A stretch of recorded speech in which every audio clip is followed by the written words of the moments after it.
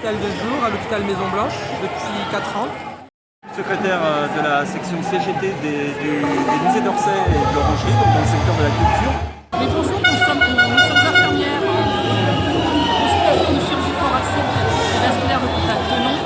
Enseignante dans le 93. Du coup, moi je suis Nima de B7. Je suis en grève parce que nos acquis sociaux sont attaqués, avec les GHT, les groupements hospitaliers de territoire entre autres, où on est vraiment, on fusionne avec des gros hôpitaux, tout est nivelé par le bas, c'est ce qui nous attend et on n'a plus le temps non plus d'être auprès des patients.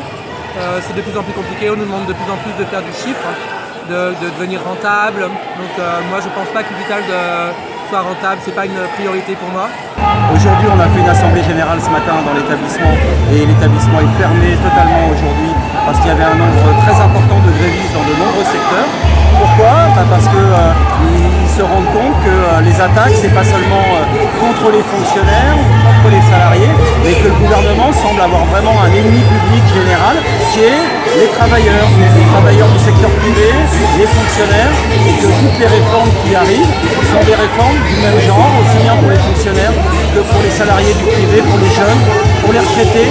C'est des attaques sur le pouvoir d'achat, c'est de la flexibilité généralisée et c'est des programmes de soi-disant transformation qui ne sont que des réductions des droits, réduction des salaires, réduction des perspectives professionnelles pour tout le monde. On sent que la qualité des soins est en danger, manque de personnel, d'organisation, pas le temps surtout, par surcharge de travail et il n'y a pas de reconnaissance derrière. Donc du coup on tenait à venir aujourd'hui pour ça. Donc c'est surtout pour la sécurité et la qualité des soins. Depuis la rentrée scolaire, le 93 est un département qui est particulièrement mobilisé sur la question des manques de moyens, matériels et humains. Il y a beaucoup de lycées qui sont partis en grève dès le mois de septembre.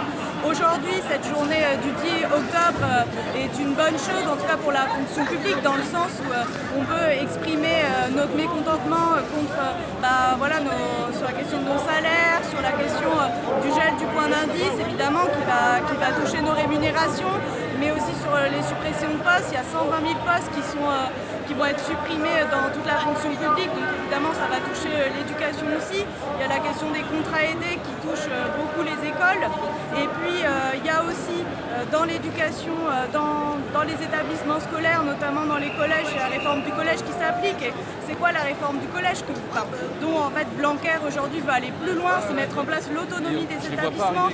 L'autonomie des établissements, c'est la casse du cadre national de l'éducation, c'est en fait faire une différenciation entre les élèves des communes pauvres et ceux des communes riches, dans lesquelles il n'y aura plus aucun cadrage national. Donc en fait on est dans la rue aujourd'hui pour dire tout ça, on est dans un cortège intersyndical parce que bien évidemment on a conscience que pour lutter contre ce gouvernement c'est tous ensemble qu'on le fera, public, privé. Du coup on est là aujourd'hui, les étudiants de P7, on s'est mobilisés, on a rejoint l'Interfac, on a rejoint cette manif du 10 octobre comme on est allé en manif le 12 et le 21 pour pouvoir soutenir aujourd'hui spécifiquement la fonction publique, pour pouvoir soutenir les fonctionnaires parce que on sait très bien que le gouvernement Macron, son attaque du service public, ça va toucher les facs et on sait très bien que ça s'inscrit dans un projet plus global en fait, qui va toucher la jeunesse de toute manière. Du coup nous on s'est mobilisés et notamment ce qui nous paraît important maintenant c'est de pas s'en arrêter là en fait et que même si hier l'intersyndicale qui s'est réunie a appelé, il n'y a eu que la CGT en fait qui a appelé le 19, on va se préparer au maximum pour le 19 pour pouvoir être là dans la rue et combattre ce gouvernement.